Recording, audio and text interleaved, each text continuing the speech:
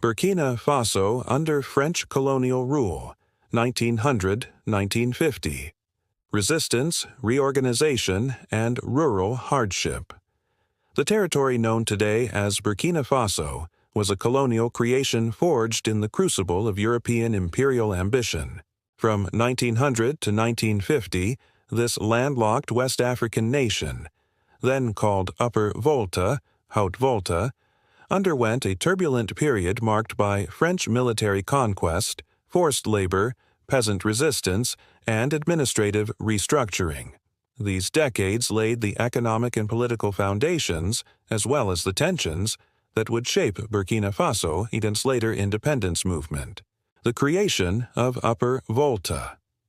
The area that is now Burkina Faso was home to a variety of powerful kingdoms and ethnic groups, including the Mossi kingdoms, which had established sophisticated political systems as early as the 11th century. The Mossi resisted colonial invasion fiercely.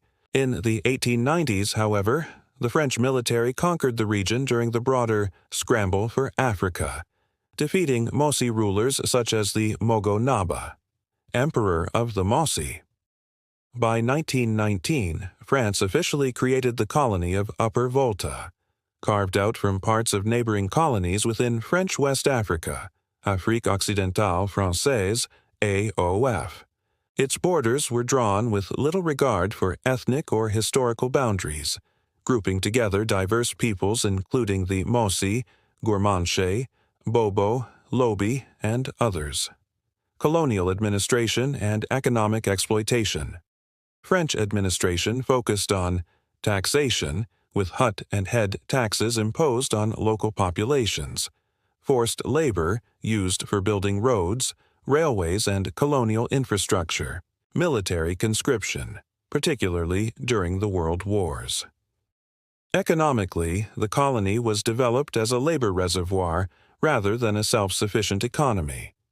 Many Burkinabè were recruited or coerced into migrating to work in the more prosperous neighboring colonies, especially Côte d'Ivoire, Ivory Coast, where the French developed large-scale agriculture. Cash crops like cotton and groundnuts were promoted under coercive conditions. Subsistence farmers were pressured to shift to colonial crops, often leading to food insecurity and famine. The abolition of the colony, 1932. In 1932, the French abolished Upper Volta as a separate colony due to economic concerns during the Great Depression. Its territory was divided among Côte d'Ivoire, French Sudan, now Mali, and Niger. This decision angered many local leaders, especially in Mossi regions, who feared loss of influence and greater exploitation in other colonies. Despite this administrative erasure, Upper Volta remained a cultural and labor unit, as many people continued to identify with the territory. It also reinforced labor migration patterns, especially to Côte d'Ivoire's cocoa and coffee plantations. World War II and political awakening. During World War II, many Burkinabè were conscripted into the French army, serving in Europe and North Africa. Their experiences abroad and exposure to ideas of freedom and equality contributed to growing political awareness. After the war, France re-established Upper Volta in 1947 as a separate colony due to both internal demand and changing global pressures. French citizenship was extended to colonial subjects under the French Union. Limited political representation was allowed, giving rise to early political movements and parties.